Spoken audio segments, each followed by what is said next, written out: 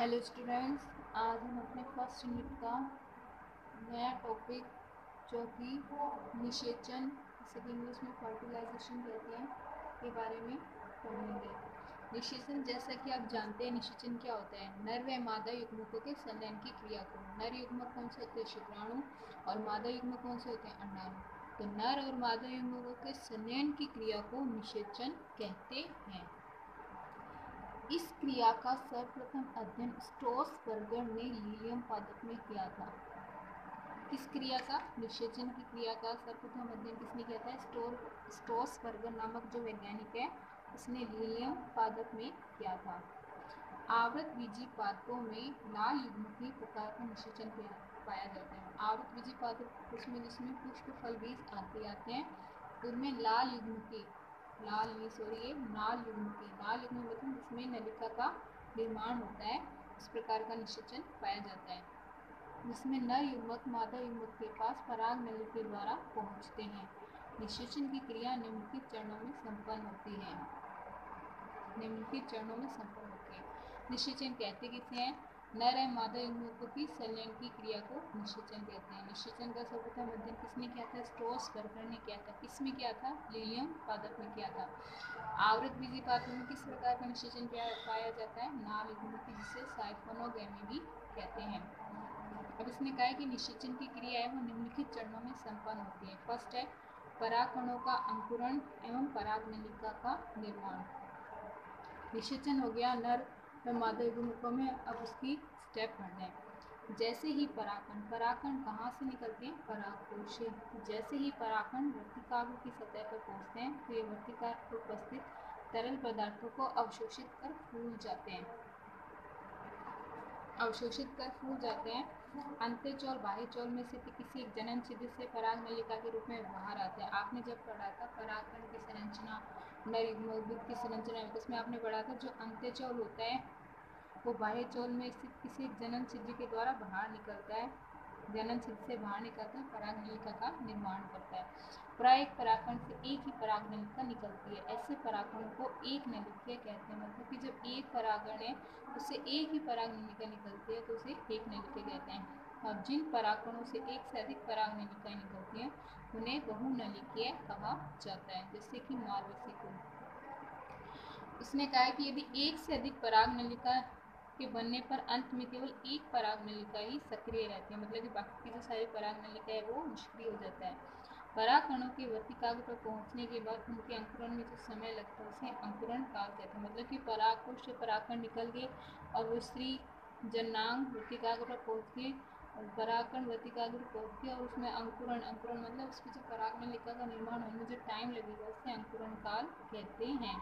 पराग नलिका की लंबाई वर्तिका की लंबाई के अनुरूप होती है। मक्का में पराग नलिका की लंबाई 450 मिलीमीटर होती है। ठीक है, इसको एक डायग्राम द्वारा समझ सकते हैं। ये परागण है, ये वर्तिकाग्र स्त्री जननांग है। परागकोश होते हैं ये वाले। परागकोश से परागण मुक्त वर्तिकाग्र की सतह पर पहुंचे। परागकण से आपने संरचना पढ़ी थी, दो चोल होते हैं। बाह्य चोल स्पोरोपोलिनिन का बना होता है और जो अंत्यचोल होता है वह पेक्टोसेलस का बना होता है। वो किसी एक जनन छिद्र से बाहर निकलते हैं और पराग नलिका का निर्माण करते हैं। तो इसमें ये जो परागकण है वो अंत्यचोल बाह्यचोल से किसी एक जनन छिद्र से बाहर निकलेगा और पराग नलिका का निर्माण करेगा। इसे क्या बोला है? परागकण। इसे क्या बोला है? पराग नलिका। परागकण से पराग नलिका का निर्माण होता है। ठीक है, ये पराग नलिका का निर्माण हो गया। सेकंड स्टेप है पराग नलिका की वृद्धि। पराग नलिका वर्तिकाग्र से होती हुई बीजांड तक वर्तिकाग्र, मतलब जो पराग नलिका की लंबाई वो किस पर निर्भर करती है? इस वर्तिकाग्र पर निर्भर करती है। ये वाले जो वर्तिकाग्र है इस पर निर्भर करती है। ऊपर वाला पोर्शन होता है वर्तिकाग्र और ये वाला पोर्शन होता है वर्तिका, तो इस पर निर्भर करती है। पराग नलिका की वृद्धि को निशा को निर्धारित करने वाले रसायन होते हैं जो कि बीजांड, अंडाशय व वर्तिकाग्र में पाए जाते हैं। कुछ पादपों में वर्तिका ठोस में बंद होती है। ऐसे वर्तिका के गेंद में पुटक पैक्टिनेज एंजाइम द्वारा नष्ट होता है। मतलब कि उसमें ये जो वर्तिका है ठोस होती है तो उसको ठोस को परागकण के अंदर घुस नहीं पाते हैं तो कुछ रसायन स्रावित करते हैं जिससे कि मार्ग बन जाते हैं, जिससे कि पराग नलिका अंडाशय की ओर बढ़ सकेगी। पराग नलिका अब अंडाशय की ओर वृद्धि करेगी। आपने बीजाणु की संरचना पढ़ी थी, सेम वो संरचना बना रखी है। थर्ड है पराग नलिका का बीजाणु में प्रवेश। जो पराग नलिका है परागकण वर्तिकाग्र मुक्त है, वर्तिकाग्र से होते हुए बीजाणु की संरचना में प्रवेश करेंगे तो अभी पराग नलिका का बीजाणु में प्रवेश। जो पराग नलिका का बीजाणु में प्रवेश है तीन में से किसी एक मार्ग द्वारा हो सकते हैं। तो तीन में से किसी एक मार्ग द्वारा हो सकता है तो अपन इसके तीन डायग्राम देखेंगे।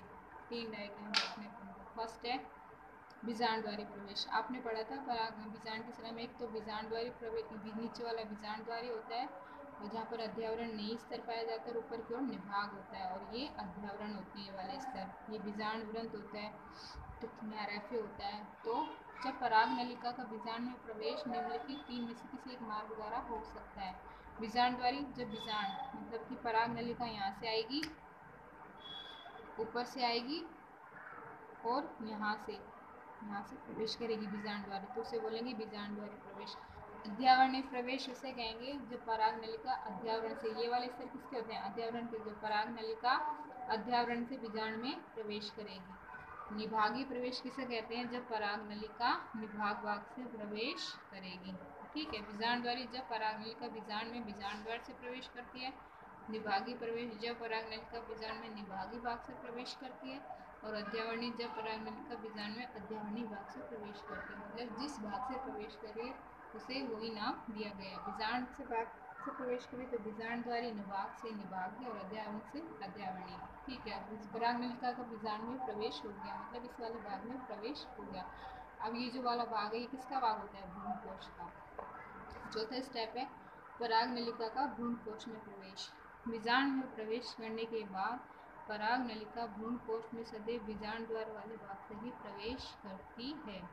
पराग नलिका सहायक कोशिका में उपस्थित तंतु रूप समुच्चय के शीर्ष से प्रवेश करती है। मतलब ये नीचे की जो सहायक कोशिका होती है इसमें फिलामेंट्स पाए जाते हैं, इससे ही पराग नलिका प्रवेश करती है। अग्र सिरे से फट जाती है। भ्रूणकोश के मध्य भाग से कोशिका अग्र से फट जाती है, जिसके परिणाम से दो नर युग्मक स्वतंत्र हो जाते हैं। आपने पढ़ा था जनन कोशिका के द्वारा दो नर युग्मक बनते हैं और काय कोशिका क्या करना? पराग नलिका के निर्माण में सहायक होती है। इस प्रक्रिया के दौरान पराग नलिका में काय केंद्रक स्वतः ही तथा साथ ही सहायक कोशिका भी नष्ट हो जाते हैं। आवृत बीजी पादपों में नर युग्मक भ्रूणकोश में पराग नलिका द्वारा पहुँचते हैं, इसे साइकोनोगेमी। आपने पढ़ा है जब पराग नलिका के द्वारा पहुँचते हैं भ्रूणकोश में तो उसे साइकोनोगेमी कहते हैं। ठीक है, एक बार इसको वापस देख लेते हैं। नर व मादा युग्मकों के संलयन की क्रिया को निषेचन स्ट्रोसबर्गर ने इसका सर्वप्रथम अध्ययन किया था। पराग जो निषेचन क्रिया निम्नलिखित चरणों में संपन्न होती है। फर्स्ट है परागकणों का अंकुरण। परागकणों का अंकुरण में क्या है? परागकण जब वर्तिकाग्र की सतह पर पहुँचते हैं तो वहाँ पर कुछ एंजाइम होते हैं जिसको वो शोषित करते हैं और फूल जाते हैं और नीचे की ओर प्रवेश करते हैं, मतलब वर्तिकाग्र भाग के प्रवेश। पराग नलिका वृद्धि जब पराग नलिका वर्तिका से होकर बीजाणु की तरफ वृद्धि करती है, कुछ रसायन पाए जाते हैं जो कि इनको पराग नलिका को उस तरफ ही धकेलते हैं।